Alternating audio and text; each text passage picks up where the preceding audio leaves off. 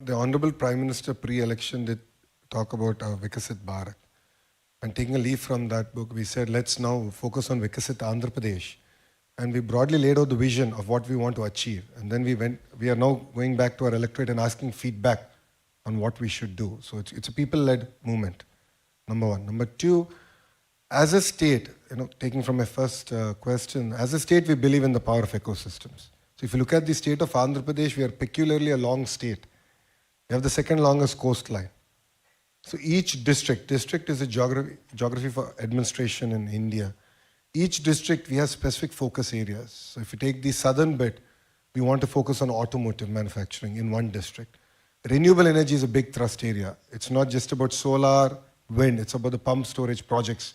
Close to 72 gigawatts is going to get built out in the next 5 years. Then you have the two other districts which are focused on electronics manufacturing, which is the Chittoor and Kadapa district.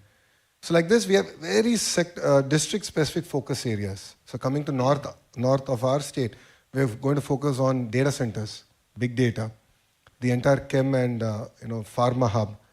So there's a lot of specific focus areas, and then we go back and say, what should each department do in order to achieve this vision? So for me, it's very clear that I have training institutes in the government. The ITI is polytechnic. So we're going to train manpower for tomorrow. So let's talk about all the green jobs we can create in one district. All the civil aviation jobs we can create out of one district.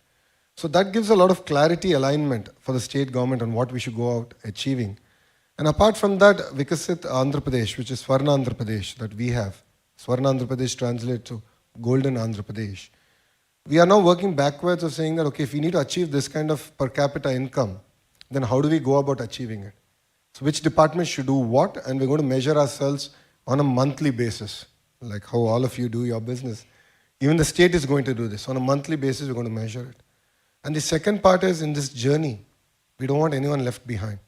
So we are creating a family, a report card of sorts, and saying what are the project or practice we can give to that family to pull them out of the cycle of poverty. So it's no longer about wealth creation alone, but how do you ensure that even people below the poverty line can be given a handout and to just pull them out of the cycle of poverty. And that's something that I think is going to be very unique to the state, and we're going to launch this in the next 3 months.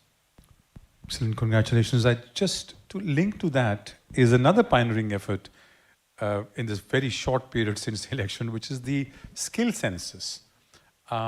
We haven't heard of this widely. But when I was doing the research, I sort of came across this, which is very unique, again, to Andhra, which is basically creation of population-scale digital public infrastructure for skilling and employment. It reflects the forward-looking vision of the Honorable Chief Minister to sort of build this capacity. First, do a census, and then could you elaborate on that a little bit? Another pioneering concept? The skill census that we're doing is one of its kind in India, I think one of its kind in the world. Probably the first time. It's a massive effort. We just started the pilot in my own constituency where I got elected. And the idea here is we're going to go door to door. And then we're going to triangulate data from multiple data sets. So apart from the household data, the education data, we want to understand what is a basic skill set. And then come back and see what kind of skill interventions we can do based on the market demand. So think about industry from one side, the youth on one side, and government has a platform. And then skill up it's going to be a journey. It's not a destination. It's not a one-off effort as far as our state is concerned.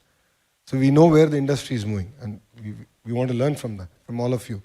And then we want to work backwards on saying, to this family, what can we do? What is the skill intervention that we can do? So it's very, very micro-targeting that we're going to now do. And I believe that will ensure that we deliver on the first promise in a manifesto, which is to create 2 million jobs in 5 years as a state.